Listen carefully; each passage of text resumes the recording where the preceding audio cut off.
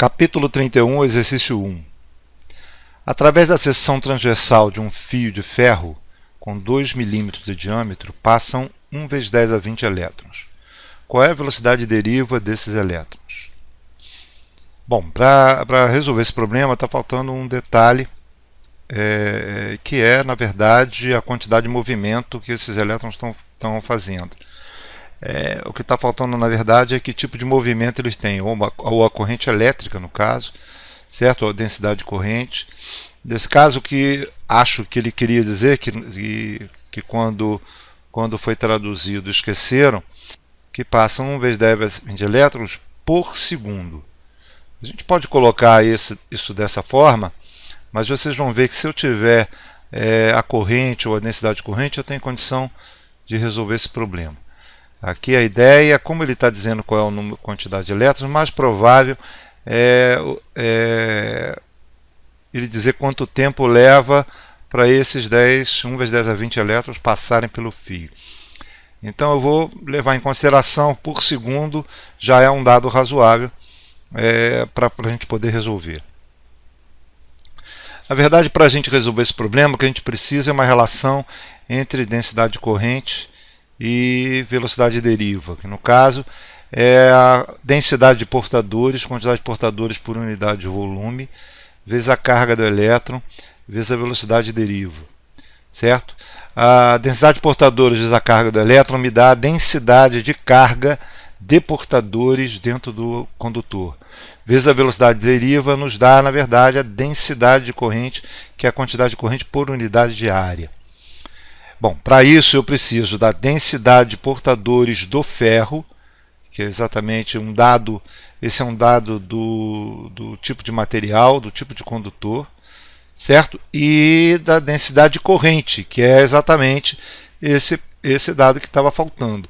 No caso, 1 vezes 10 a 20 elétrons por segundo, que é o que a gente vai levar em consideração no problema, tá? Então vamos começar primeiro calculando a densidade de portadores. Como é que a gente faz isso? No caso do ferro, por tabela, a gente tem condição, por exemplo, de ter a densidade de massa do ferro. A densidade de massa é 7.874 kg por metro cúbico. Essa é a densidade do ferro.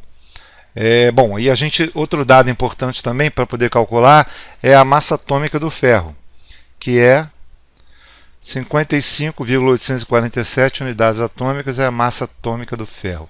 Mas isso aqui, na verdade, é a quantidade média de elementos tipo próton mais nêutron que se encontram no núcleo, que é, na verdade, quem faz a massa do átomo, né? Que é o número de prótons mais nêutrons. Então, a massa atômica é o número médio, levando em consideração todos os isótopos de ferro encontrados na natureza e suas respectivas porcentagens. Então, dessa forma, a gente tem condição de calcular, de ter, né, a massa atômica. Mas para saber qual é a massa do ferro, a ideia é calcular a massa multiplicar a massa atômica pela massa do próton ou do nêutron, que tem uma massa muito parecida um com o outro, e que dá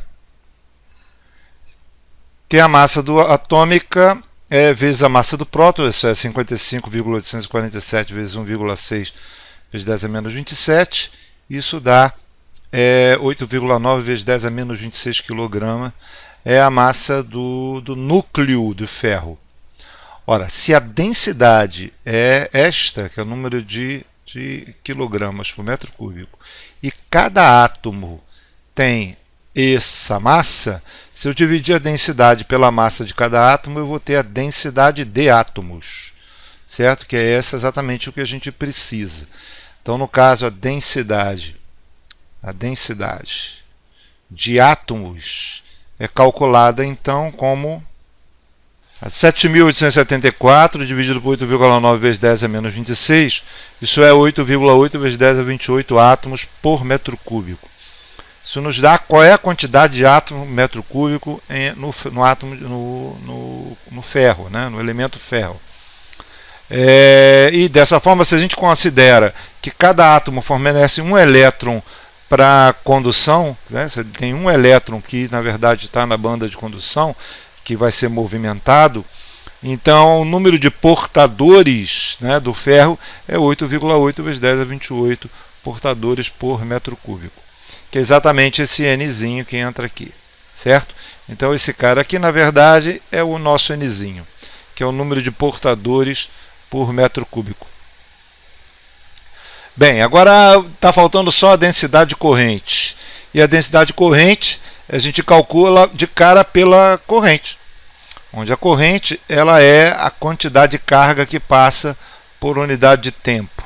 Ora, se está passando 1 vezes 10 a 20 elétrons a cada segundo pela área transversal do fio, a quantidade de carga que está passando por segundo é 1 vezes 10 a 20 elétrons vezes a carga de cada elétron vai me dar qual é a quantidade de carga que está passando na seção reta do ferro. E no tempo de 1 segundo, no caso o tempo é igual a 1, certo? E essa conta dá 10 a 20 com 10 a menos 19 dá 10 a 1, vezes 1,6 por 1, né, que dá exatamente 16 amperes. 16 amperes é a corrente que está passando pela seção reta do fio, se a gente considera que está entrando passando 1,0 vezes 10 a 20 elétrons por segundo. Aí a densidade de corrente. A densidade de corrente é a quantidade de corrente por área.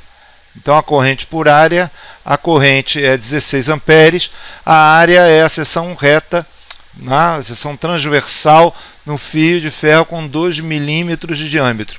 Então o raio é 1 milímetro e a área então que ele está passando é πr ao quadrado, com r igual a 1 milímetro. E essa conta dá 16 dividido por π vezes o raio ao quadrado. O raio é 1 vezes 10 a menos 3, que é 1 milímetro, né? Que é o quadrado. E essa conta dá 5,2 vezes 10 a 6 amperes por metro quadrado, certo? Amperes por metro quadrado ou 5,2 amperes por milímetro quadrado. Muito bem. Aqui dá mais, no caso o raio dá 3 milímetros quadrados, né? 3 milímetros quadrados. Então por isso que se ele passa 5 amperes por milímetro quadrado e está passando 16 amperes, na verdade a área que você fizer essa conta aqui dá 3,1 milímetros quadrados, exatamente para dar 16 amperes. Bem, agora a gente calcula a velocidade deriva, já temos todas as informações. No caso, a velocidade deriva vai ser a densidade de corrente dividido pela densidade de portadores vezes a carga do elétron, certo?